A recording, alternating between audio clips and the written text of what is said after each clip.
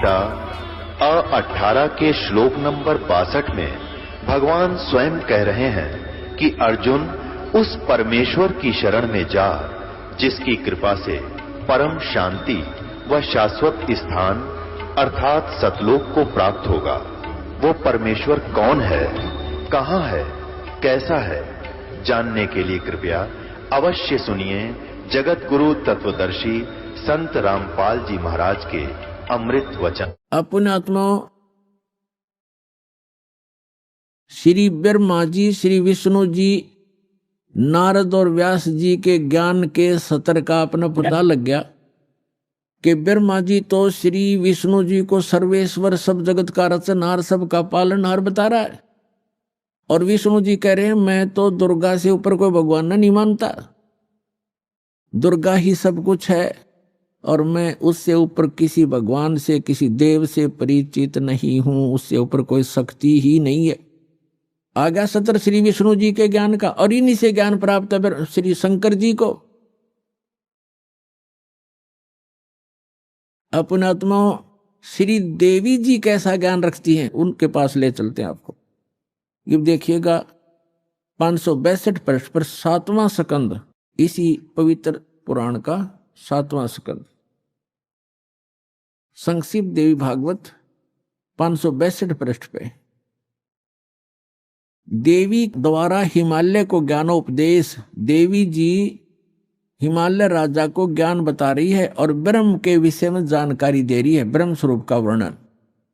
श्री देवी जी कहने लगी, पर्वतराज, पहले तो अपने विषय में बताया, फिर कहा है उस ब्रह्म का क्या स्वरूप है यह बतलाया जाता है, जो प्रकाश स्वरूप सबके अत्यंत समीप में स्थित हृदय रूप गुहा में स्थित होने के कारण गुहाचर नाम से प्रसिद्ध और महान पद अर्थात परम प्राप्य है। वह समस्त प्रजा के ज्ञान से परे है, अर्थात किसी की बुद्धि में आने वाला नहीं है, यह तुम जानो।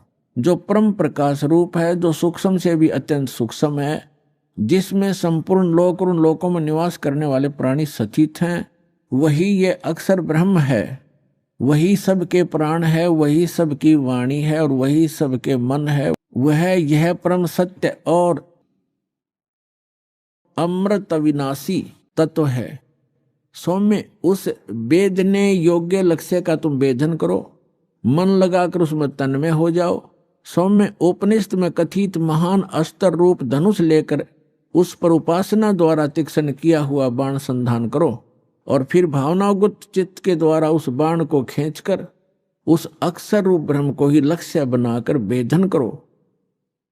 प्रणव यानी ओम तो धनुष है, जीवात्मा बाण है और ब्रह्म को उसका लक्ष्य कहा जाता है। अब श्री देवी कह रही है कि एक ओम नाम का जाप करो, ब्रह्म पाने का उद्देश्य रखो, दैट साल जीवात्मा तो साधना करे और ओम का जाप करे, ब्रह्म प्राप्ति का उद्देश्य रखे। आगे देखो स्पष्ट किया है, लक्ष्य कहा जाता है। उस एकमात्र परमात्मा को ही जाने, यानी ब्रह्म की ही भक्ति करें। देवी जी कह रही है दूसरी सब बातों को छोड़ दे। दुर्गा जी, देवी जी अपनी साधना को भी करने से मना कर रही है, केवल ब्रह्म की पूजा करो। और विष्णु जी कह रहे हैं कि मैं देवी जी दुर्गा से ऊपर कोई शक्ति नहीं मानता, कोई भगवान नहीं है, मुझे ज्ञान ही नहीं है। तो ये पार खाक होंगे जिनको हम एक समर्थ शक्ति और भगवान मान के पूजा करते थे, वो खुद कहते हैं मैं भगवान, वो दुर्गा से ऊपर कोई भगवान नहीं जानता, इससे ऊपर कोई शक्ति नहीं। और दुर्गा कह रही है कि ब्रह्म की पूजा करो और सब बातें छोड़ दो, मेरी पूजा भी छोड़ दो। तो क्या ज्ञान था विष्णु जी को और क्या ज्ञान था ब्रह्मा जी को, और शंकर जी भी उन्हीं से ज्ञान प्राप्त है। तो इनसे पता चलेगा, जो दास शब्द बोल रहा है और इस परमात्मा ने अपनी वाणी में लिखा है कि 88 नहीं गए और 2400 पर चौक और 3300 पर तलब है, कोई बकरा कोई बोक है। सुर नर मुनिजन 33 करोड़ी सुर देवता, और ये 33 करोड़ मुनिजन सब 33 करोड़ देवता ये काल के बंधे हुए हैं, इनको ऊपर का ज्ञान नहीं है। यही इसी की सत्य असत साधना जो इनके सत्र की उसको कर करके अपना जीवन यही व्यतीत कर रहे हैं। अब दुर्गा जी क्या बता रही है, उस एकमात्र परमात्मा को ही जाने, दूसरी सब बातों को छोड़ दे, यही अमृत रूप परमात्मा के पास पहुंचाने वाला पुल है। संसार समुद्र से पार होकर अमृत स्वरूप परमात्मा को प्राप्त कराने का यही सुलभ साधन है। जिस प्रकार रथ यहां आते हैं, इस आत्मा का ओम के जप के साथ ध्यान करो ब्रह्म का, और इससे अज्ञान में अंधकार से सर्वथा परे और संसार समुद्र से उस पार जो ब्रह्म है उसको पा जाओगे। ओम का जाप करो, ब्रह्म पाने का उद्देश्य रखो, उस ब्रह्म को पा जाओगे, तुम्हारा कल्याण हो। और वो कहाँ रहता है ब्रह्म? वह यह सबका आत्मा ब्रह्म लोक रूप दिव्य आकाश में स्थित है। अब देवी ने, दुर्गा जी ने ये स्पष्ट कर दिया है कि मेरी भक्ति भी छोड़ दो, केवल एक ब्रह्म की पूजा करो, ओम नाम जाप, उसका नथिंग एल्स। और वो कहाँ रहता है? ब्रह्मलोक में। बस देवी जी ने जो साधना बताई है वो अपने से भी अन्य भगवान बताया है ब्रह्म, उसका केवल एक ओम मंत्र बताया है। ओम मंत्र के जाप से कहाँ जाएगा प्राणी? ब्रह्मलोक में चले जाओगे, तुम्हारा कल्याण हो। इतना कल्याण हो सकता है ओम से। अब गीता ज्ञान दाता ये ब्रह्म है। गीता अध्याय नंबर 8 के श्लोक नंबर 13 में गीता ज्ञान दाता कहता है, ओम इति एकाक्षरम ब्रह्म व्यवहारण मामनुसमरण ये परियाति तजंदेहम सयाति परमाम गतिम। माम ब्रह्म, ये अनुवाद करता हूं ना, थोड़ी गलती कर रखी है इसमें। मुझ ब्रह्म का केवल एक ओम मंत्र है। आपको दिखाते हैं श्रीमद् भगवत गीता, देखिएगा। ये जयदयाल गोविंद का इसके अनुवादक हैं और गीता प्रेस गुरुपुर से ये प्रकाशित है। गीता अध्याय नंबर 8 के श्लोक नंबर 13 में आपको दिखाते हैं। श्रीमद् भगवत गीता अध्याय 8 और श्लोक नंबर 13 में। इसमें हम संस्कृत भी पढ़ेंगे। ओम इति एकाक्षरम ब्रह्म व्यवहारण माम अनुसमरण ये प्रियाति तजंदेहम सयाति परमाम गतिम।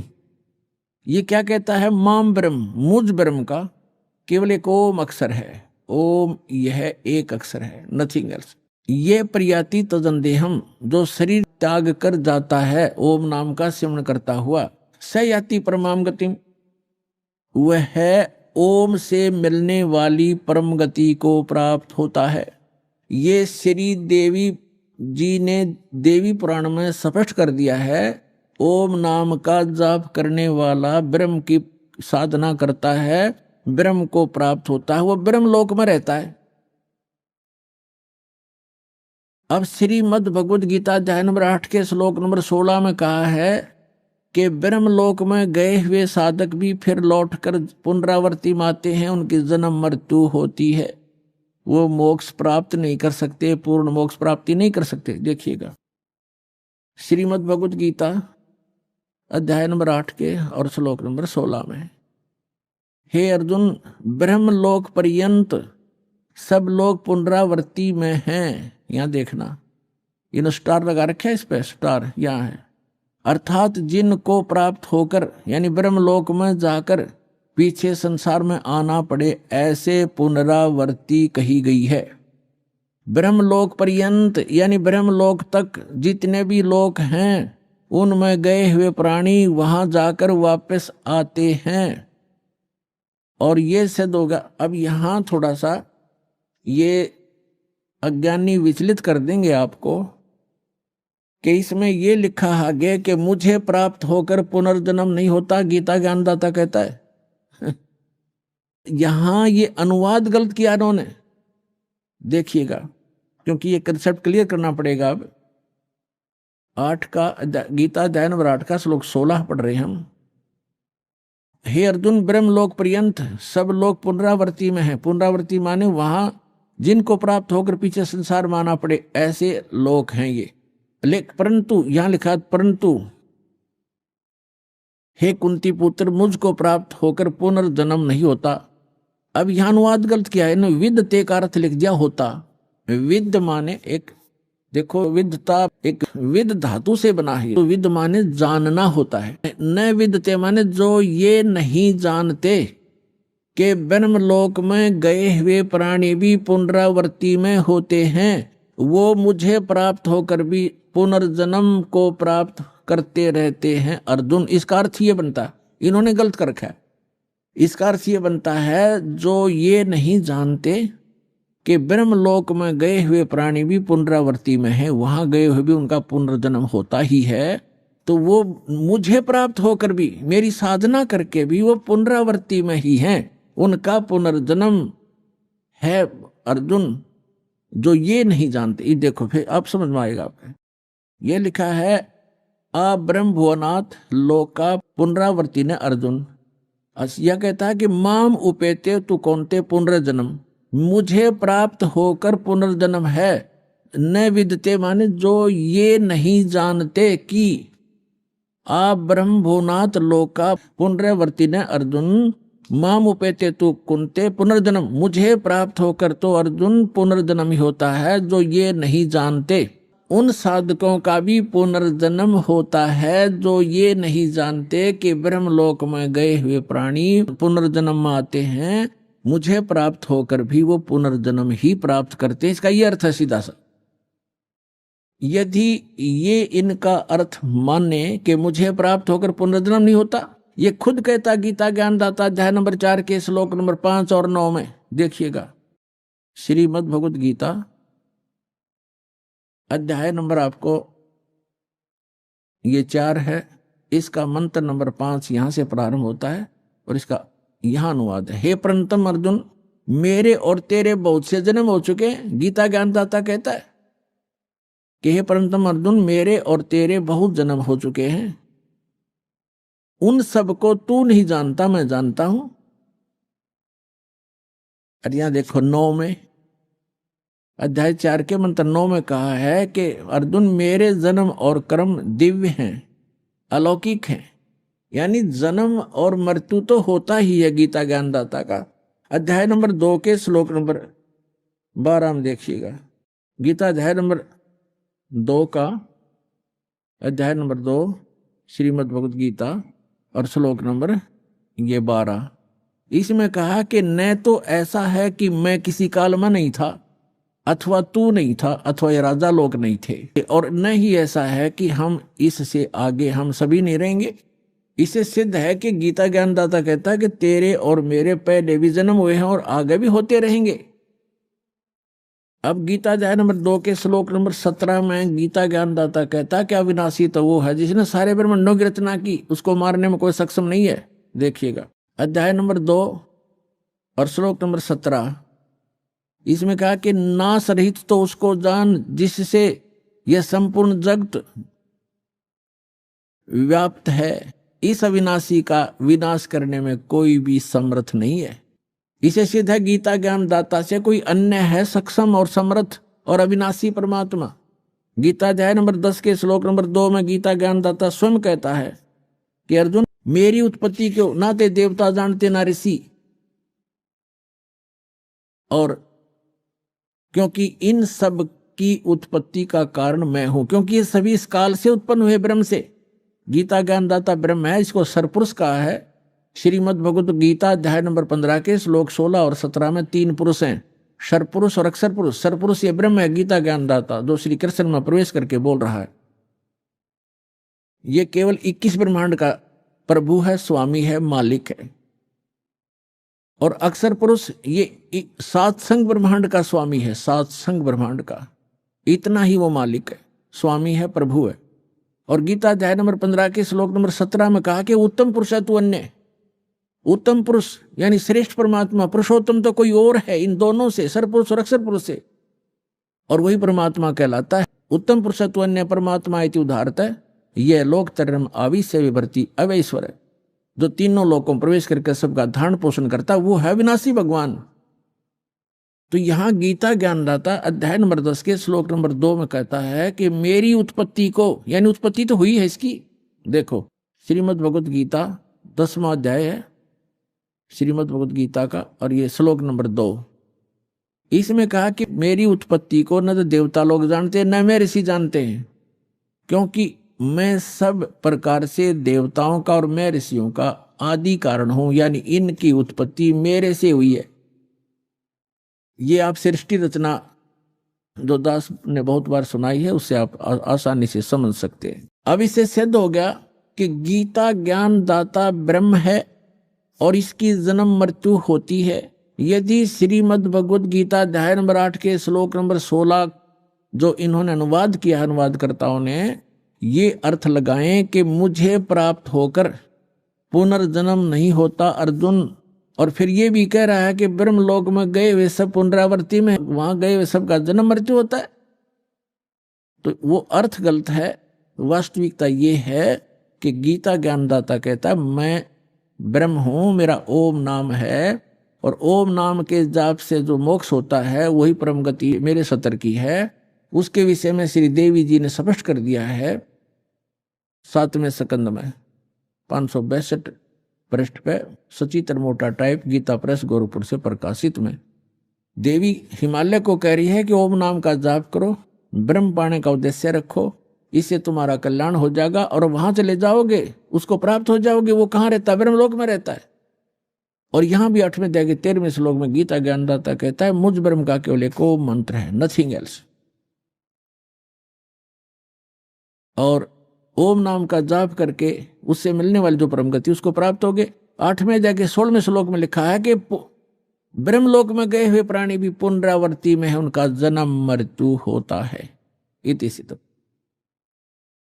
अब गीता ज्ञानदाता अपने भी जन्म मृत्यु बताता है, तो उसके साधक के भी जन्म मृत्यु सदा बने रहेंगे, और सदा जन्म मृत्यु बना रहेगा तो वो जीव सुखी नहीं हो सकता, उसको परम शांति नहीं हो सकती। इसलिए गीता ज्ञानदाता अपने से अन्य उस समर्थ और अविनाशी परमात्मा की शरण में जाने को कह रहा है। श्रीमद् भगवद गीता अध्याय नंबर 18 के श्लोक नंबर 62 में गीता ज्ञानदाता कहता है अर्जुन तू सर्वभाव से उस परमेश्वर की शरण में जा, यानी कोई अन्य है वो। ये देखिएगा श्रीमद् भगवद गीता अध्याय 18 का और श्लोक नंबर हम 62 पढ़ेंगे। हे भारत, सब प्रकार से उस परमेश्वर की शरण में जा, उस परमेश्वर की कृपा से ही तू परम शांति को और सनातन परम धाम को प्राप्त होगा। इससे सिद्ध हो गया कि गीता ज्ञान दाता की साधना से न तो परम शांति हुए, ना वो शाश्वत स्थान मिला जो कभी नष्ट में नहीं आता, कभी नाश नहीं होता। अब श्री मद् भगवत गीता अध्याय नंबर 15 के श्लोक नंबर 1 से 4 में एक निष्कर्ष दिया है। जैसे श्रीमद् भगवत गीता अध्याय नंबर 4 के श्लोक नंबर 32 और 34 में स्पष्ट किया था अभिदास ने कि उसमें कहा गया है कि 32वें श्लोक में कहा है कि अर्जुन यज्ञों की जानकारी, यानी यज्ञ माने धार्मिक अनुष्ठान साधनाओं की जानकारी सच्चिदानंद घन ब्रह्म यानी उस परम अक्षर ब्रह्म के मुख कमल से उच्चरित वाणी में वो बोली गई है, वो तत्व ज्ञान है, उसमें विस्तार से कही गई है, और उसके जानने के बाद फिर पूर्ण मोक्ष प्राप्त हो जाता है। चौथे अध्याय के 34वें श्लोक में कहा कि वो तत्व ज्ञान जो सच्चिदानंद घन ब्रह्म यानी सत्य पुरुष अकाल मूर्त स्वयं अपने मुख कमल से आकर बोलता है, वो तत्व ज्ञान है। और उस तत्व ज्ञान को तू तत्वदर्शी संतों के पास जाकर समझ, उनको दंडोत प्रणाम करने से, कपट छोड़कर प्रसन्न करने से, सरलतापूर्वक प्रसन्न करने से वो तत्वदर्शी संत तुझे उस तत्व ज्ञान का उपदेश करेंगे। इससे सिद्ध हो गया कि गीता ज्ञानदाता अपने से अन्य परमात्मा के बारे में जानकारी दे रहा है, और उस ज्ञान से वो गीता ज्ञानदाता भी परिचित नहीं है। तो उस तत्व ज्ञान का जो तत्वदर्शी संत से पूछने को कहा है, उसकी पहचान बताइए 15वें अध्याय के प्रथम मंत्र में, कि जो संत इस उल्टे लटके हुए संसार रूपी वृक्ष के यानी ऊर्ध्व मूलम अधः शाखम अश्वत्थम प्राहु अव्यम, ऊपर को जड़ वाला नीचे को शाखा वाला, ऊर्ध्व मूलम अधः शाखम अश्वत्थम प्राहु अव्यम, छंदासी यस्य प्रणानी ये तम वेद स वेदवित। इसमें क्या बताया है कि ये उल्टा लटका हुआ संसार रूपी वृक्ष है अर्जुन। ऊर्ध्व मूलम अधः शाखम, ऊपर को जड़ और नीचे को शाखा, यानी ऊपर सतलोक में जो परमात्मा रहता है वो मूल है सभी संसार रूपी वृक्ष का। और जैसे पूरे वृक्ष को, पूरे पौधे को, पूरे पेड़ को आहार कहाँ से मिलता है? मूल से प्राप्त है, जड़ से। तो वो सबका पालनहार, सबका धारण पोषण करने वाला वो मूल परमात्मा, वो मूल मालिक तो ऊपर है। ऊर्ध्व मूलम, इस संसार रूपी वृक्ष की ऊपर को जो जड़ है वो तो पूर्ण परमात्मा है, नीचे को शाखा है, ये संसार रूपी वृक्ष है। और इसके जो सभी विभागों को जानता है, ये देखिएगा, स वेदवित, वह तत्वदर्शी संत है। ये देखिए, ये है पंचदशो अध्याय 15वां अध्याय, मंत्र नंबर 1। ऊर्ध्व मूलम अधः शाखम अश्वत्थम प्राहु अव्यम, छंदासी यस्य प्रणानी ये तम वेद स वेदवित। ये देखिएगा, ये संसार रूपी वृक्ष का एक चित्र जानो, ऊपर को जड़ और नीचे को शाखा वाला है। ये संसार रूपी वृक्ष है। और जो संत जड़ से लेकर, मूल से लेकर तना, मोटी डार, शाखा और पत्तों तक बता देगा, स वेदवित, वो तत्वदर्शी संत है। अभी दास ने सत्संग के प्रारंभ में कहा था, तुम साहेब तुम संत हो, तुम सतगुरु तुम हंस, गरीब दास तेरे रूप बिना और न दूजा अंश। रामानंद जी ने कहा था कि हे परमात्मा, तुम साहेब तुम भगवान हो, तुम साहेब तुम संत, और तुम सतगुरु तुम हंस हो। सतगुरु माने तत्व ज्ञान, यथार्थ ज्ञान बताने वाले भी आप ही हो। तो उस परमात्मा ने, सच्चिदानंद घन ब्रह्म ने अपनी अमृतवाणी में इन सभी सदग्रंथों का ज्ञान पहले ही बोल रखा है। सतगुरु के लक्षण कहूँ मधुरे बैन विनोद, 4 वेद 6 शास्त्र वो कहे 18 बोध। सतगुरु के लक्षण, सतगुरु की एक पहचान ये भी है कि सभी सदग्रंथों का ज्ञाता होता है वो। तो वो परमात्मा स्वयं ही थे। 600 वर्ष पहले कहा था, अक्षर पुरुष एक पेड़ है, सर पुरुष वाकी डारे, तीनों देवा शाखा हैं ये पात रूप संसार। खुद भगवान ने अपने द्वारा रची सृष्टि को आप ही बताया था कि अक्षर पुरुष एक पेड़ है। अभी दास ने बताया था गीता अध्याय नंबर 15 के श्लोक 16 और 17 में 3 पुरुष हैं, सर पुरुष, अक्षर पुरुष और परम अक्षर पुरुष। तो यहाँ परमात्मा ने अक्षर पुरुष से शुरू किया, क्योंकि जो मूल मालिक है वो परम अक्षर ब्रह्म है। वो तो जड़ है संसार रूपी वृक्ष की, वो गुप्त होता है। जड़ें हिडन होती हैं, पृथ्वी में छुपी रहती हैं, और सब काम वहीं से हो रहा है। तो ऐसे वो परमात्मा तो प्रोक्ष है, गुप्त है। उसने, परमात्मा ने अपने को छोड़कर इस सेंटेंस, इस वाणी में अक्षर पुरुष, ज्योति निरंजन सर पुरुष और तीनों देवता, रजगुण ब्रह्मा, सतगुण विष्णु, तमगुण शिव जी और पत्तों की जानकारी इस वाणी में दिया। क्या कहा है कबीर? अक्षर पुरुष एक पेड़ है। ये देखो, अक्षर पुरुष एक पेड़ है, सर पुरुष कहो इसको, निरंजन कहो, सर पुरुष वा की डार, और तीनों देवा शाखा है पात्र रूप संसार। तो वो परमात्मा सतगुरु थे, और खुद वो सत्ता ज्ञान देने के लिए आते ही आते हैं, ये वेद बताते हैं। अब उन्होंने क्या बताया है देखिएगा, परमात्मा ने यहां से स्टार्ट किया है, अपने को छुपा कर कहा है अक्षर पुरुष एक पेड़ है, जो जमीन से बाहर दिखाई देता है सारा वृक्ष कहलाता है। अक्षर पुरुष एक पेड़ है, ये तना, ये सर, अक्षर पुरुष समझो, और सर पुरुष वा की डार, ये मोटी डार, और तीनों देवा शाखा हैं पाते रूप संसारे। अब यहां परमात्मा ने स्पष्ट कर दिया, अपने को छुपा दिया कि मूल मालिक तो है ही, वो दास भेज दिया ये बताने के लिए कि वो जड़ कौन है, वो परम अक्षर ब्रह्म है। ये देखिएगा इस चित्र के अंदर ये लिखा है स्पष्ट, ये मूल है, पूर्ण ब्रह्म कहो, परमेश्वर कहो, और परम अक्षर ब्रह्म, ये परम अक्षर ब्रह्म है। ये जड़ जो है ये परम अक्षर ब्रह्म को समझो, ये मूल है उस संसार रूपी वृक्ष की। और वो है कौन, ये देखिएगा इधर, पूर्ण ब्रह्म कबीर साहेब, ये कबीर परमेश्वर परम अक्षर ब्रह्म है। ये है संसार रूपी वृक्ष की जड़। और ये अक्षर पुरुष एक पेड़ है, सरपुरुष वा की डार, और तीनों देवा शाखा है, ये पात्र।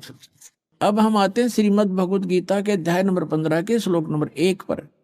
ऊर्ध्व मूलम अधः शाखम। गीता ज्ञान दाता ने केवल इतना बताया है, ऊपर को जड़, नीचे ने शाखा वाला ये संसार रूपी उल्टा लटका हुआ संसार रूपी वृक्ष समझो, पीपल का वृक्ष रूप।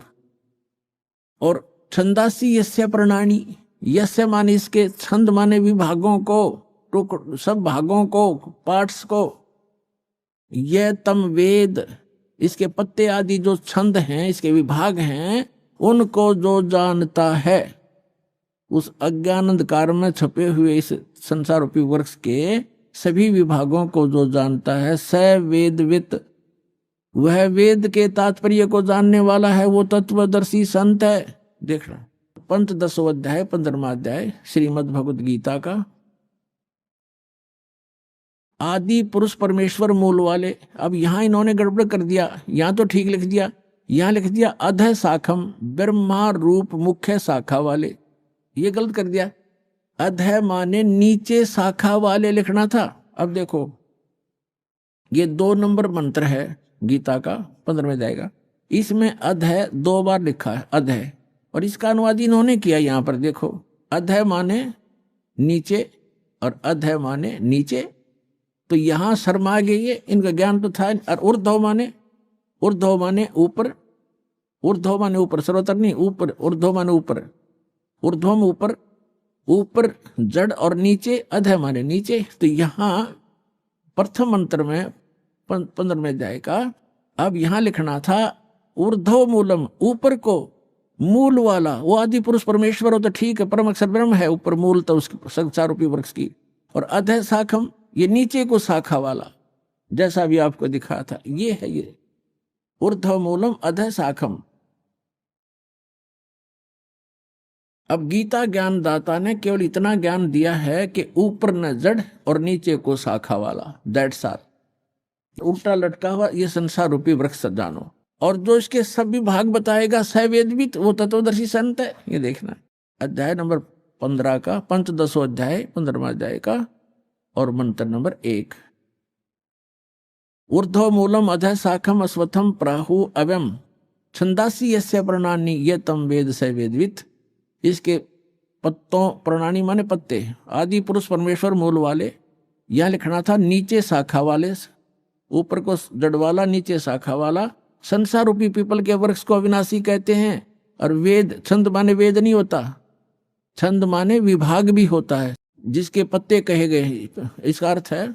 और उस संसार रूप वृक्ष को जो मूल सहित जड़ से लेकर पत्तों तक तत्व से जानता है, स वेदवित, वह वेद के तात्पर्य को जानने वाला है, अर्थात वो तत्वदर्शी संत है।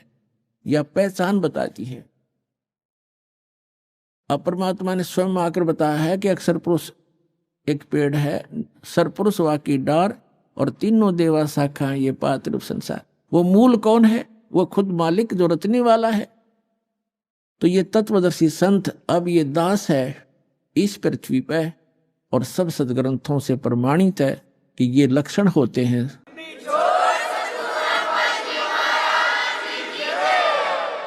अब इसमें क्या बताया है 15वें अध्याय के 3-4 में स्पष्ट कर दिया है कि जिस समय वो तत्वदर्शी संत मिल जाए और वो तत्व ज्ञान बतावेगा, उस तत्व ज्ञान रूपी शस्त्र के द्वारा इस अज्ञान रूप उलझी हुई गुत्थी को काटकर, अर्थात अच्छी तरह समझकर, उसके पश्चात परमेश्वर के उस परम पद की खोज करनी चाहिए, जहां जाने के बाद साधक फिर लौटकर कभी संसार में नहीं आते। गीता ज्ञानदाता कहता है मेरे भी जन्म मृत्यु और तेरे भी अर्जुन। तो जब तक जन्म मृत्यु है तब परम मोक्ष नहीं हो सकता, वो परम शांति प्राप्त नहीं हो सकती, शाश्वत स्थान नहीं मिला उनको। अब देखिएगा यहां गीता ज्ञानदाता कहता है 15वें अध्याय के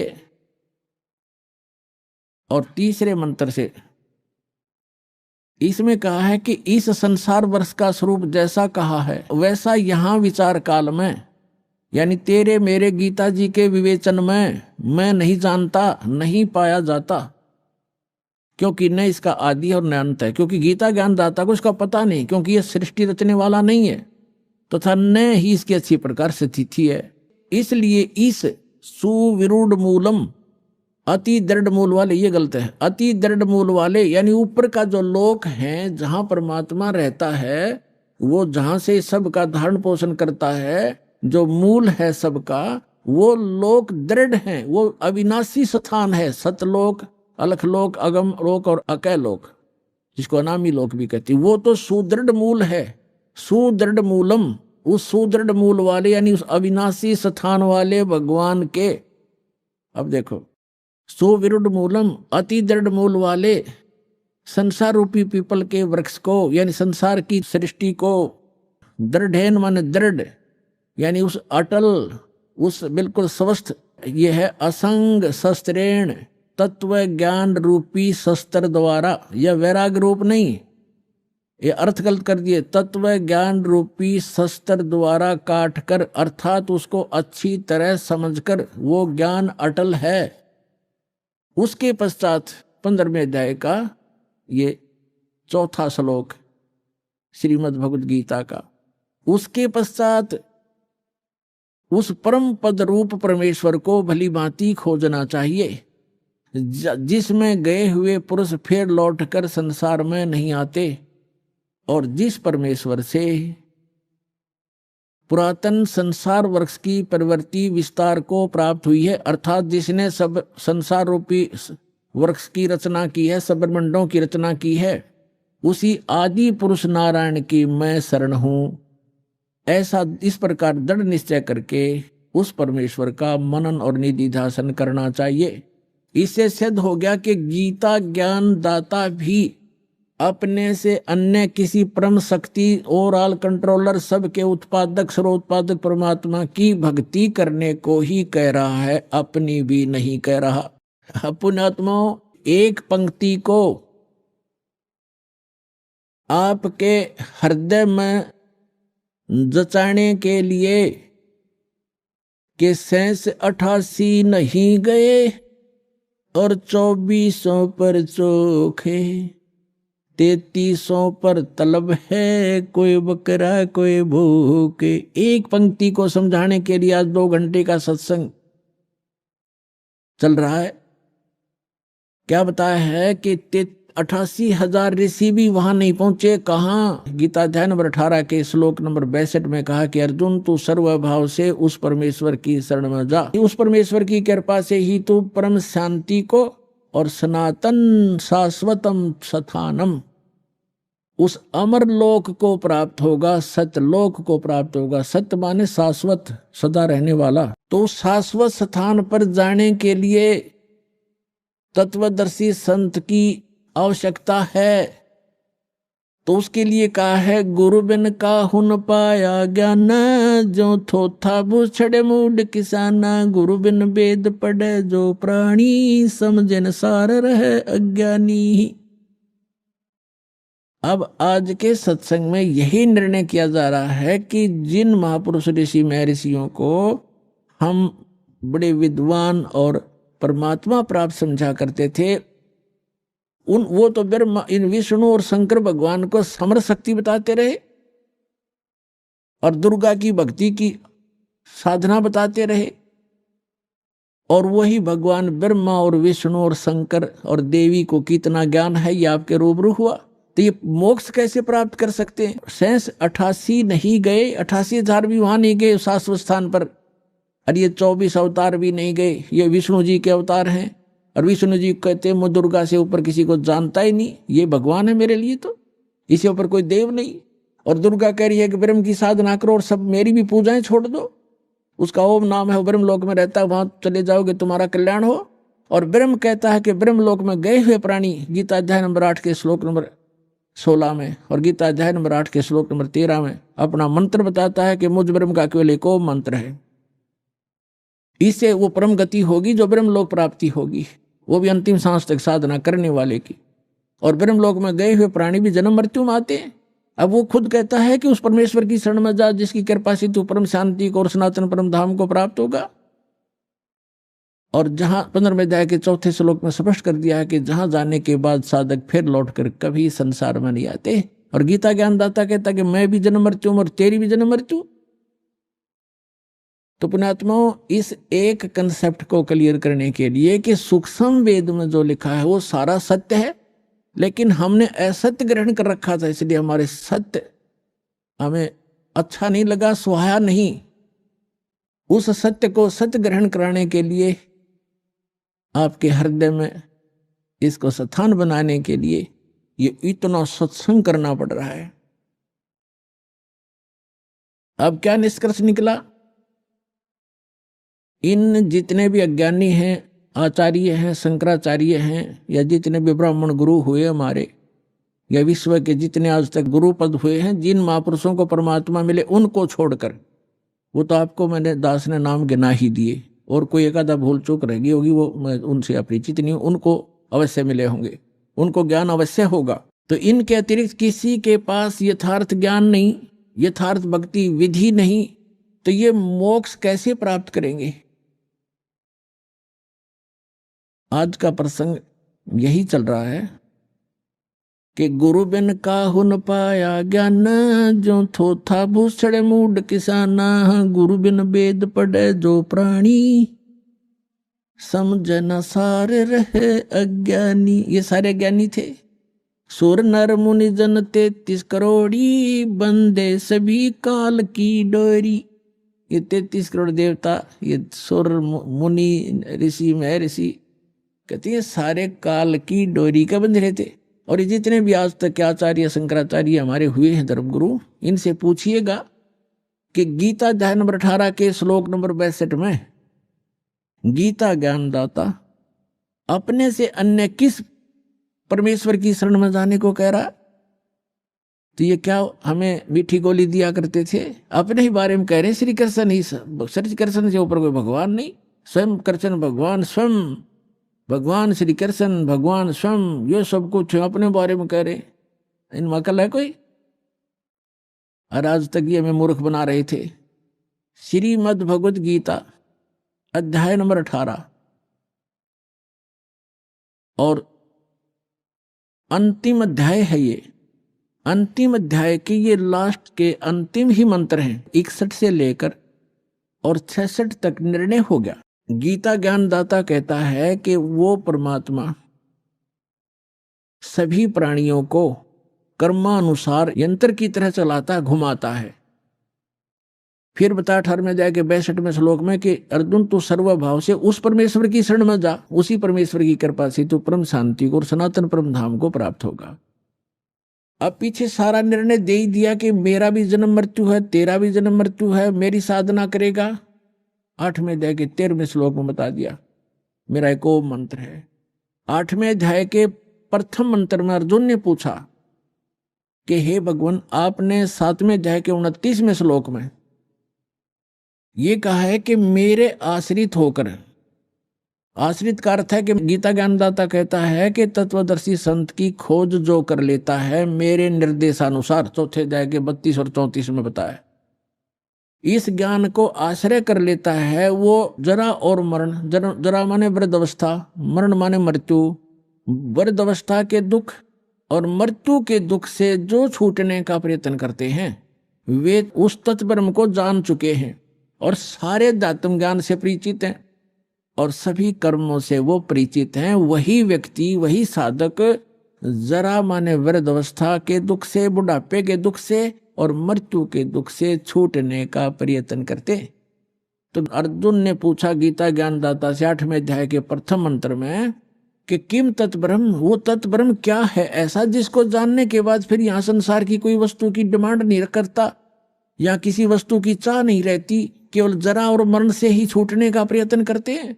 किम तत्ब्रह्म 8वें अध्याय के 3रे श्लोक में उत्तर दिया गीता ज्ञानदाता ने कि वो परम अक्षर ब्रह्म है, गीता ज्ञानदाता से अन्य है। गीता अध्याय नंबर 15 के श्लोक नंबर 16 और 17 में 3 पुरुष हैं। एक सरपुरुष ये ब्रह्म है, अक्षर पुरुष ये परब्रह्म है, जो संसार रूपी वृक्ष का तना है वो अक्षर पुरुष, जिसको परब्रह्म भी कहते हैं। ब्रह्म से नेक्स्ट ब्रह्म, पर माने दूसरा, और सरपुरुष ये ब्रह्म है। इनकी कितनी मलकियत है, कितनी प्रभुता है। यह सरपुरुष जिसको सरब्रह्म भी कहते हैं, संतों ने इसको काल ज्योत स्वरूपी निरंजन भी कहा है। ये केवल 21 ब्रह्मांड का प्रभु है, स्वामी है।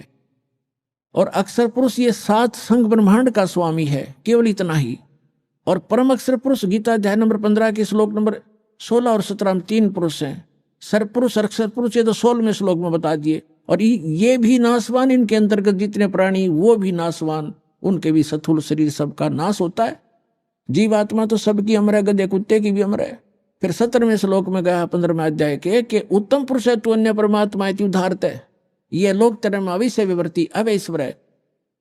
वो उत्तम पुरुष यानी पुरुषोत्तम, वो पुरुषोत्तम तो कोई और है जो तीनों लोकों में प्रवेश करके और सबका धारण पोषण करता है, जो परमात्मा कहलाता है, जो वास्तव में अविनाशी है। गीता ज्ञानदाता कहता है कि वो है पुरुषोत्तम, इन दोनों से अन्य है। अब यहाँ पुण्यात्मा 15वें अध्याय के 18वें श्लोक में ये विचलित कर देंगे अज्ञानी आपको। ये कहेंगे कि खुद कह रहा गीता ज्ञानदाता कि मैं लोक वेद में पुरुषोत्तम प्रसिद्ध हूं। वो यहाँ ये कहना चाहता है कि मेरे अंतर्गत जितने भी प्राणी आते हैं 21 ब्रह्मांड में, उनसे मैं उत्तम हूं, उनसे श्रेष्ठ हूं, उनसे हर तरह से मैं उच्च हूं, शक्ति में भी उच्च हूं। जैसे गीता अध्याय नंबर 7 के श्लोक नंबर 1 से लेकर 10 तक ये स्पष्ट कहता है, बलवानों का बल में हूं, बुद्धिमानों की बुद्धि में हूं। तो ये जो इसके अंतर्गत है उन पर लागू है। ये कहता है इस लोक वेद में, लोक वेद माने दंत कथा, सुने सुनाए ज्ञान के आधार से जो इस लोक में चल रहा है जो ज्ञान, उसके आधार से मैं पुरुषोत्तम प्रसिद्ध हो रहा हूं, इसलिए क्योंकि मैं मेरे अंतर्गत जितने प्राणी हैं उन तक श्रेष्ठ हूं। लेकिन 15वें अध्याय के 17वें श्लोक में इसने स्पष्ट ही कर दिया कि उत्तम पुरुष है तो अन्य, उत्तम पुरुष माने पुरुषोत्तम, वो तो कोई और है। और उसको तत्वदर्शी संत बताएंगे। और वो तीनों लोकों में प्रवेश करके सबका धारण पोषण करता है। वो अविनाशी भगवान है, अपना तो जन्म मृत्यु बताता है और वास्तव में वो परमात्मा कहलाता है। परमात्मा का अर्थ होता है श्रेष्ठ आत्मा, जो दुख नहीं देवा, केवल सुख सुख देता है। तो ये सुख सागर है परमात्मा। कबीर जी अमर पुरुष, सत्य पुरुष, परम अक्षर पुरुष। तो यहां गीता अध्याय नंबर 8 के श्लोक नंबर 5 और 7 में गीता ज्ञानदाता कहता है कि मेरी साधना कर। 8वें अध्याय के 13वें श्लोक में इसने बता दिया मेरा तो ओम एक अक्षर है, नथिंग एल्स। और इसकी भक्ति करने से ओम से मिलने वाली परम गति मिलेगी। वो क्या मिलेगी? ब्रह्म लोक जाएगा। 8वें अध्याय के 16वें श्लोक में लिखा है ब्रह्म लोक में गए हुए प्राणी भी जन्म मृत्यु में आते हैं। तो ये कहता है कि 8वें अध्याय के 5 और 7 में कि मेरी भक्ति करेगा मुझे प्राप्त होगा, लेकिन युद्ध भी करना पड़ेगा। तो जहां युद्ध है वहां शांति कहां? अब फिर ये बताता 17वें अध्याय के 23वें श्लोक में कहा कि सच्चिदानंद घन ब्रह्म यानी परम अक्षर ब्रह्म के पाने का 3 मंत्र का जाप है। ओम तत्सत। ओम तो सरपुरुष का, तत् और सत ये सांकेतिक, इस दास के अतिरिक्त इस विश्व में किसी के पास ये मंत्र नहीं है। परमात्मा की दास से दास पर रजा हुई है। ये कोड वर्ड है, तत् है, ये सांकेतिक शब्द है, ये अक्षर पुरुष का है। आइए अब हम उन श्रद्धालुओं के अनुभव जानते हैं जो जगत गुरु तत्वदर्शी संत रामपाल जी महाराज जी से दीक्षा प्राप्त कर चुके हैं तथा उनके द्वारा बताए गए भक्ति मार्ग पर चल रहे हैं। नमस्कार सर। सत साहिब सर। सर क्या नाम है आपका? अवध नरेश शर्मा। अवध नरेश जी, आप कहाँ से हैं? गांव बरथरी, पोस्ट नेगू, हसनपुर, जिला एटा, उत्तर प्रदेश से। अवध नरेश जी संत रामपाल जी महाराज से कब जुड़े? 26 जनवरी सन 2013। संत रामपाल जी महाराज से जुड़ने से पहले क्या आप कोई भक्ति साधना भी करते थे? जी सर। उससे पहले हम जो परंपरागत पूजाएं हैं ब्राह्मण समाज में होने के नाते वही सब किया करते थे। ब्रह्मा, विष्णु, महेश, दुर्गा, गणेश, हनुमान जी, इन सभी की मैंने अपना एक कमरा पूरा मंदिर नुमा बना रखा था। उसके अंदर सभी की फ़ोटो लगा रखी थी और वहाँ पर मैं वही पूजा किया करता था। बचपन से ही आध्यात्मिकता से जुड़े होने के नाते रामचरितमानस का पाठ भी करता था।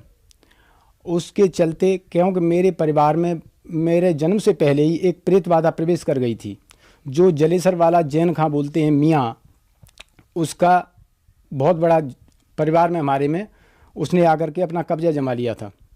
उसने हमारे घर को तहस नहस कर दिया था, जिसके चलते मैं सोचा करता था कि मैं भगवान की भक्ति करूं तो ये शायद है संकट खत्म हो जाएगा, क्योंकि परमात्मा सब कुछ कर सकता है। उस परमात्मा की खोज में मैं इनकी सभी की साधना करता था, लेकिन वो प्रेत बाधा किसी तरह से शांत नहीं हुई और उस प्रेत बाधा ने मेरे पिताजी को पागल कर दिया। पागल करने के बाद उन्हें ख़त्म कर दिया। सन 95 में पागल होने के बाद वो मृत्यु को प्राप्त हो गए थे। अब उसके बाद उस प्रेत बाधा ने उससे पहले ही पिताजी के समय में ही हमारे ऊपर भी कब्जा किया, परिवार में बहन भाई, उसके बाद पिताजी के बाद में माताजी के ऊपर भी आने लगा वो। तो मुझे ये चिंता हुई कि ये जो है हमारे पिताजी को पागल करके मार दिया है, हो सकता है आगे चल करके तुम्हारे ऊपर भी ऐसे ही कर दे, माँ के ऊपर भी। तो और ये पागल कर दिया तो माँ के ऊपर ऐसी कंडीशन आ गई तो मैं किसको मुंह दिखाऊंगा। और मैं भक्तिभाव वाला बहुत ज़्यादा था। रामचरितमानस में एक चीज़ बोली है कि बड़े भाग्य मानुष तन पावा, सुर दुर्लभ सदग्रंथन गावा, नर्तन समनाय कवनो देही, जीव चराचर जाचत तेही। तो मैं ये कहा करता था कि हे भगवान, मनुष्य शरीर के समान कोई शरीर नहीं है और इसके लिए सभी चर और अचर सभी जीव जंतु जितने भी हैं वो इस शरीर के लिए प्रार्थना करते हैं और देवता भी इसके लिए तरसते हैं। तो इस शरीर में मैं तो कोई सुख देख नहीं पा रहा हूँ कि आखिर इसमें क्या सुख है। मेरे परिवार में ये तांडव मचा रहा है, ये प्रेत जो मुसलमान जैन खां जी मियाँ बोलते हैं जो भी है, वो परेशान करता था। उसके चलते मैंने सोचा कि आध्यात्मिकता से मैं ही सबसे ज़्यादा जुड़ा हुआ हूँ और ये परिवार वाले इस चीज़ को शायद है न समझ पाएंगे और ना ही भक्ति साधना करके इसको यहाँ से निकाल पाएंगे। तो मैं सिद्ध पुरुषों के पास जाना आना, हरिद्वार जाना, ऋषिकेश जाना, नीलकंठ पे और ये अपना पूर्णागिरी, सब जगह जाता था। नीम करोरी, बहुत से कहते हैं हनुमान जी, उसमें एक हनुमान चालीसा में चौपाई है, भूत पिशाच निकट नहीं आवे, महावीर जब नाम सुनावे। तो मैं इन सारी चीज़ों को करता था, लेकिन वो भूत जो है वो रोजाना मेरे घर में दंगा करता था। ऐसा शायद ही कोई दिन जाता होगा जिस दिन वो मेरे घर में तांडव ना करता हो। मुझे बड़ी शर्मिंदगी होती थी। कई बार मैंने ये सोचा कि मैं इसको, जिसके ऊपर भी ये प्रेत आएगा मैं उसको गोली मार दूंगा। तो मैंने ऐसा ही किया। एक बार मैंने राइफल को लोड किया और मेरी बहन थी जो मेरे से बड़ी थी, उनकी शादी हो चुकी थी, वो मेरे घर पे आई थी, उनके ऊपर ऐसे ही वो प्रेत बाधा प्रवेश कर गई और उसने अपना जिस तरह से जो कुछ भी बोलना था बोल रहा था। मैं सोच रहा था पर इधर आसपास वाले भी सुनते हैं तो मुझे शर्मिंदगी महसूस हुई। तो मैंने जो है राइफल लोड की और मैंने सामने जाके छत से और गोली दाग दी। गोली दाग दी, सभी लोग एकदम से, वो भूत भी गायब हो गया और सब लोग तितर बितर हो गए। उन्होंने मेरी राइफल को पकड़ा और उसके बाद मुझे शांत किया। तो मैं शर्मिंदा होता था और परमात्मा की खोज में रहता था। हर समय मैं ये सोचता था कि हे भगवान, ये क्या है जीवन, आज मैं हूँ कल ख़त्म हो जाऊँगा, कहाँ से आया हूँ, क्या मेरा उद्देश्य है। मैं इस चीज़ के लिए भटकता था, सोचता था। लेकिन कई संतों के पास गया, कुछ नहीं मिला। रामचरितमानस के माध्यम से जैसे बहुत से ये कहा करते हैं, कहीं पर भी चर्चा चलती थी तो वो कहते हैं यार ये वेद पुराण और ये सारी चीज़ें किसने लिखी हैं, ये हैं तो एक इंसान की लिखी हुई। लेकिन रामचरितमानस में कहा है उत्तरकांड में कि ये जो वेद पुराणों के ऊपर चौपाई है उसमें कि जो वेद और पुराणों की निंदा करते हैं और उनको झूठा बताते वो कल्प एक एक कल्प तक नरकों में डाले जाते हैं मनुष्य शरीर त्यागने के बाद में। तो मैं इस चीज़ को सोच करके भी थोड़ा सा आध्यात्मिकता से सोचता था कि नहीं भाई, मुझे ये गलती, मुझे तो परमात्मा के विधान को मानना है। इस चीज़ को मानता रहा बराबर, ठीक है। उसके बाद जब कहीं से कोई लाभ नहीं मिला, थक गया बुरी तरह से, तो एक बार मैंने सोचा कि मैं अब घर छोड़ के चला जाऊंगा। मैं हरिद्वार जाने के लिए मैंने कहा कहीं कंदराओं में जाऊंगा, कोई ऋषि, कोई सिद्ध पुरुष, क्योंकि मेरे साथ एक घटना घटी थी बहुत ज़बरदस्त। उसने मुझे हिला दिया था। मैं बराबर भक्ति करता था, हवन करता था हर पूर्णिमा को, तो इतना हिल गया मैं नास्तिकता के कगार पे पहुंच गया। लेकिन उस नास्तिकता से बचा क्यों रहा? क्योंकि मैं सर्प और बिच्छू के मंत्रों का भी इलाज जानता था, थोड़ा सा मंत्रों को। तो जब बिच्छू के विष को जहाँ पर काट लेता है वहाँ वो बिच्छू का जहर अंदर से और उस डंक का असर वहाँ पर आ जाता था। तो मैं सोचता था शक्ति तो है, इसलिए मैं बचा रहा। और वो जो मेरे को नास्तिक होने तक ले करके आई थी, उसने मुझे ऐसा कर दिया कि कहीं कुछ भगवान नहीं है। मेरे घर पे बहुत बड़ा मंदिर है, दुर्गा जी का, शंकर जी का, हनुमान जी का। मैं बराबर संध्या आरती शाम को करता था, घंटा बजाता था कि घंटा से कहीं बहुत दूर तक प्रेत बाधा नहीं होती। उसके चलते फिर मैं सन 2000 में गायत्री परिवार से जुड़ा। शांतिकुंज हरिद्वार से मैंने दीक्षा ली 13 वर्ष तक। सन 2013 जब तक मैं संत रामपाल जी महाराज के सानिध्य में नहीं गया तब तक मैं गायत्री साधना करता रहा और इस सारी चीज़ से परेशान रहा। तो मैंने सोचा, अपनी दुकान पे ही ऐसे ही खड़ा था, उसके बाद नीचे आया तो वहाँ पर हमारे एक आसपास के गांव में, गांव पड़ता है, वहाँ के एक बुजुर्ग थे, वो हरियाणा से लौट कर के गए थे। तो उनसे मैंने पूछा कि भैया जी, हमारे गांव के वैसे लोग जाते थे संत रामपाल जी महाराज के पास, तो मैं इनके ऊपर विश्वास नहीं करता था, संत महंतों के ऊपर मैं बहुत कम विश्वास करता था, क्योंकि मुझे रामकृष्ण की साधना ये सभी बताते हैं, तो मैं सोचता था कि इतना तो मुझे ज्ञान है ही है। तो मैंने उनसे पूछा कि आप लोग हरियाणा जाते हो, आपको कुछ मिलता है वहाँ पर, कुछ मिला है? तो उन्होंने कहा कि हाँ, जितनी भी जगह है, मैंने 40 साल मैंने यहीं इसी तरह से भटक के बर्बाद किए हैं, और हरियाणा में जो संत रामपाल जी महाराज के पास है वो इस पृथ्वी पर कहीं नहीं है। मैंने कहा कि ऐसा क्या है कि आप कल हमारे पास आना, क्योंकि वो तांगे में बैठ रहे थे, तो उन्होंने कहा कि आप कल हमारे पास आना, तब मैं आपको बताऊंगा। मैंने कहा ठीक है। अगले दिन ऐसा हुआ कि मैं अचानक ही ऐसा सिस्टम बन गया कि मैं उनके गाँव चला गया तो वो भी मिल गई हमको। उनसे मैंने रामाकृष्णा की और मैंने उनको बुलाया, पास में बैठ गए, कुर्सी पर बैठने के बाद बात हुई, तो उन्होंने कहा कि हमारे पास एक पुस्तक है ज्ञान गंगा, वो मैं आपको दूंगा, आप उसको पढ़ना, और संत रामपाल जी महाराज इस पृथ्वी पर पूर्ण गुरु हैं। तो मैंने कहा अच्छा। तो उन्होंने फिर उसके बाद मुझे ज्ञान गंगा पुस्तक दी। ज्ञान गंगा पुस्तक देने के बाद जब मैंने उस पुस्तक को घर पे आकर के देखा, उस पुस्तक को पढ़ा, तो उसमें सारे प्रमाण ऊपर से नीचे तक, गीता जी से, वेदों से, और साक्षी जो आदरणीय नानक जी कबीर परमेश्वर के साक्षी, ये सारी चीज़ें देखी मैंने, तो मैं हिल गया। मैंने कहा ओहो, संस्कृत को मैं अच्छी तरह जानता था, गीता जी का पाठ करता था, तो गीता जी में मैंने तुरंत ही गीता जी को उठाया और मैंने उसमें मिलान किया। तो उसमें जो लिखा हुआ था गीता जी में, गीता अध्याय 7 का श्लोक 24 और 25, उसमें लिखा था कि अव्यक्तम व्यक्तिम आपन्नम मन्यते मामा बुद्धया परम भावम न जानन्तु ममा भय मनुत्तमम नाहम प्रकाश है सर्वस्व योग माया समावृत मूढ़ा ना विजानात लोक माम जिमभयम, कि मैं अपनी सिद्धि शक्ति से, भक्ति की शक्ति से छुपा रहता हूँ और मैं किसी के समक्ष प्रकट नहीं होता। तो मैंने सोचा कि ये प्रकट नहीं होता, छुपा रहता, ये कौन है? उसके बाद सारी चीज़ें सृष्टि रचना पड़ी, फिर मैंने उसको पूरी तरह से पढ़ा, मैं हिल गया। मैंने कहा ये पूरा ज्ञान एकदम सटीक और सत्य है। तो मैं उस ज्ञान गंगा पुस्तक को पढ़ने के बाद आश्रम गया और 26 जनवरी सन 2013 को मैंने नामदान लिया संत रामपाल जी महाराज से, नाम उपदेश लिया। सर, संत रामपाल जी महाराज से नाम दीक्षा लेने के बाद आपको लाभ भी प्राप्त हुए? जी भगत जी, सबसे बड़ा हमें लाभ जो मिला वो आध्यात्मिक लाभ मिला, कि मैं जहाँ भटक रहा था वो लाभ मुझे, एक तो पूर्ण परमात्मा की प्राप्ति हुई, दूसरा लाभ ये है कि मेरा मकान जो बना हुआ था, जर्जर था, 2 मंजिल का वेसक बना हुआ था, वो पूरी तरह से बन गया परमात्मा की दया से ही। मेरे पास इतना पैसा नहीं था कि मैं उसको बना सकता था। हमारे एक भगत जी हैं जो सुभाष भगत जी, उनके माध्यम से वो परमात्मा ने सारी व्यवस्था करा दी। उसके बाद में ये चमत्कार एक और हुआ, ये परमात्मा चमत्कार करते हैं जो कि उस मकान को जब हम खसा रहे थे तो वो छत के ऊपर हम सभी घूमे, सारे काम किए, उसके नीचे आकर के जब हम बैठ गए और बैठने के बाद हमने उसके नीचे चाय और बिस्कुट जो भी लेना था वो भी किया, मजदूर भी थे उसके नीचे, हमारे बच्चे भी थे, जो हम 7 कैंडिडेट हम उसके नीचे बैठे रहे। और जैसे ही हम लोग उससे बाहर निकले और एकदम से वो छत नीचे गिर गई, और छत ऐसे गिरी कि जहाँ पर मैं ईंटों को उठा रहा था उसके ठीक पीछे पिलर था, और वो पिलर पूरी तरह से झुक गया मेरे ऊपर, और वो मेरे ऊपर अगर गिर जाता तो मैं मर जाता। और छत के नीचे भी सभी थे, धूल उड़ गई एकदम से, सभी ने कहा कि ये सब दब के ख़त्म हो गए। मैंने भी सोचा कि हो सकता है ये सभी खत्म हो गए, लेकिन मुझे पता था कि परमात्मा की शरण में है, हमारे साथ ऐसा नहीं हो सकता, अनहोनी नहीं हो सकती। परमात्मा संत रामपाल जी महाराज, उनकी दया से ही हमारा हादसा टला। कई जगह मौत से परमात्मा ने मुझे मौत के मुँह से बचाया है। उसके बाद अभी का एक चमत्कार और है भगत जी, हमारे परिवार में सभी अनुपदेशी थे। मैं तो जिस दिन से परमात्मा की शरण में गया बरबाला में, मैंने भक्ति और मुक्ति की भीख मांगी थी, मैंने कुछ नहीं मांगा था। जब मैं वहाँ से आया उस दिन से लेकर के आज तक मेरी माँ के ऊपर कोई चक्कर नहीं हुआ किसी तरह का, मेरे ऊपर कोई नहीं हुआ, परिवार पूरी तरह से सुखी हो गया। अब जो हमारे भाई थे वो उस प्रेत बाधा से पीड़ित हुए।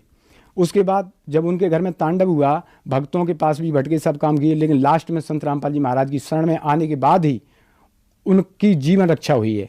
अभी हमसे बड़े वाले जो भाई हैं जिन्होंने नाम लिया, 2 बार उनको मरने के बाद भी परमात्मा ने जीवन दान दिया है पूरी तरह से। उनके फेफड़े गल गए थे, सभी डॉक्टरों ने मना कर दिया था। कानपुर से वापस आ गए थे, हम दिल्ली लेके जा रहे थे, हमने सोचा कि एटा में शैलेंद्र जैन को दिखा लेते हैं, तो उन्होंने शाम को ये बोल दिया कि आप कहीं पर भी जाओगे बर्बाद हो जाओगे, इनके अंदर कुछ भी नहीं रहा है। मैंने खुद कंप्यूटर पे उनके सामने बैठ करके देखा और उन्होंने दिखाया कि इनका सारा सिस्टम खत्म हो चुका है, जितनी सांस इनके अंदर डाल दी उससे ज़्यादा कोई माई का लाल इनको दे नहीं सकता, परमात्मा ने जो डाल दिया है। फेफड़े उनके गल गए थे, सांस की बीमारी थी उनको, उसके चलते उनके फेफड़े खराब हो गए थे। उन्होंने फिर संत रामपाल जी महाराज से नाम दीक्षा ली और उसके बाद वो आज पूरी तरह से स्वस्थ हैं। लाभ तो बहुत सारे हैं भगत जी, अगर मैं बताने लग जाऊंगा तो पूरा दिन निकल जाएगा, लेकिन लाभ पूरे नहीं होंगे। परमात्मा तो सारे लाभ ही लाभ देते हैं। जब तक कनेक्टिविटी नहीं जुड़ी थी तब तक तो हम भटक रहे थे, लेकिन अब सारे लाभ हैं, आर्थिक मानसिक हर तरह के लाभ हैं। परमात्मा से जो भी है वो परमात्मा देते हैं। सर, संत रामपाल जी महाराज से नाम दीक्षा लेने से पहले आप बहुत भक्ति साधनाएं करते थे, फिर आप 13 साल तक गायत्री परिवार में रहे और वहां भी आपने भक्ति साधना की। सर, यहाँ पर एक विचारणीय विषय ये है कि जो पहले आपने भक्ति साधना की उनसे आपको कोई लाभ नहीं मिला, लेकिन संत रामपाल जी महाराज की भक्ति से ही आपको लाभ मिला, जबकि दोनों ही भक्ति थी। उसमें क्या है सर, रामचरितमानस में एक दुआ पढ़ता था जो 100वां दुआ है उत्तरकांड का, उसमें लिखा हुआ है कि श्रुति संबत हरि भक्ति पथ संयुत बिरति विवेक तेन चलय नर मोह बस कल्पय पंथ अनेक, कि जो परमात्मा को प्राप्त करने का वेद सम्मत मार्ग है, शास्त्र अनुसार जो मार्ग है परमात्मा की प्राप्ति का, लोग भ्रमित होकर के वेद ज्ञान न होने के कारण अपने तरह तरह के पंथों का विस्तार कर डालते हैं और इस तरह से वो वंचित रह जाते हैं उस चीज़ से। आज संत रामपाल जी महाराज हमको सभी धर्मों के धर्म ग्रंथों से प्रमाणित करके वो मंत्र बता रहे हैं और उसके बाद वो प्रमाणित साधना दे रहे हैं, उसकी सही विधि बता रहे हैं, जिससे सारे लाभ जो परमात्मा देता है वो परमात्मा तुरंत देना शुरू कर देता है। सभी लाभ हमको जो है इसी वजह से जो शास्त्र अनुकूल साधना संत रामपाल महाराज बताते हैं, उस भक्ति की शक्ति से सारे लाभ होते हैं। क्योंकि रामचरितमानस में कहा है कि भक्ति स्वतंत्र सकल सुख खानी बिन सत्संग न पावे प्राणी, संत पुण्य पुंज बिन मिलय न संता सत्संगत संसृत करंता। भक्ति जो है वो सभी सुखों की खान है, लेकिन हम उस समय शास्त्र विरुद्ध साधना कर रहे थे जिस समय कोई सुख प्राप्त नहीं हो रहा था। आज वो सारे के सारे सुख जो भक्ति से मिलते हैं वो सारे सुख संत रामपाल जी महाराज के द्वारा दी हुई शास्त्र अनुकूल साधना से हमें सारे सुख प्राप्त हो रहे हैं।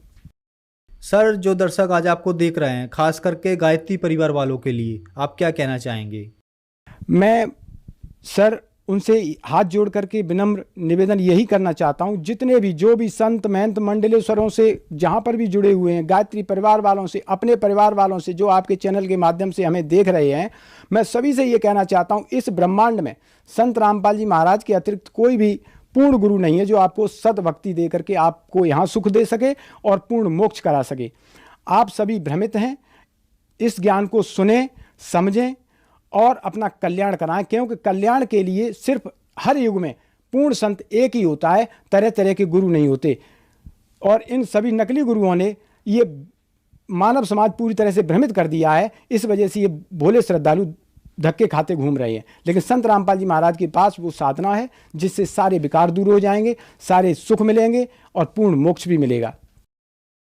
सर, काफी दर्शक ऐसे हैं जिनको रोग है, किसी को नशा छुड़वाना है या किसी को सुख प्राप्त करना है, उनको क्या करना होगा?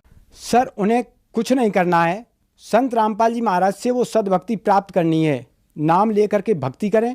और जब अभी मैंने जो चौपाई बोली थी कि भक्ति स्वतंत्र सकल सुख खानी, सारे सुखों की खान है भक्ति, लेकिन वो हमारी शास्त्र अनुकूल होनी चाहिए। शास्त्र विरुद्ध साधना आप जो भी करेंगे, गीता जी के अध्याय 16 के 23वें श्लोक में कहा है अर्जुन से, काल भगवान ने कहा है कि हे अर्जुन, जो शास्त्र विधि को त्याग कर अपनी इच्छा से मनमाना आचरण करते हैं उनको ना कोई सुख मिलता है, ना सिद्धि प्राप्त होती है, ना उनकी कोई गति होती है, उसके बदले उनकी दुर्गति होती है।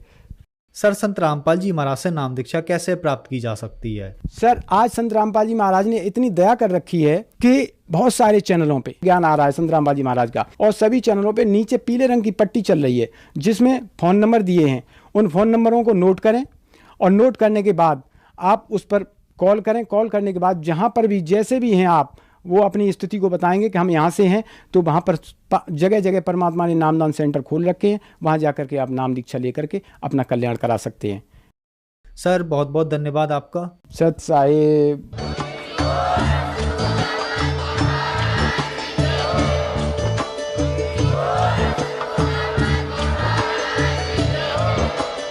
आप सुन रहे थे जगत गुरु तत्वदर्शी संत रामपाल जी महाराज जी के मंगल प्रवचन। अधिक जानकारी के लिए विजिट कीजिए हमारी वेबसाइट www.jagatgururampalji.org। संत रामपाल जी महाराज जी के शुभ आशीर्वाद से पूरे विश्व भर में 500 से भी ज्यादा नाम दीक्षा केंद्र हैं, जिन पर संत रामपाल जी महाराज जी द्वारा ऑनलाइन निशुल्क नाम दीक्षा दी जा रही है। अपने नजदीकी नाम दीक्षा केंद्र का पता करने के लिए संपर्क करें 8222880541।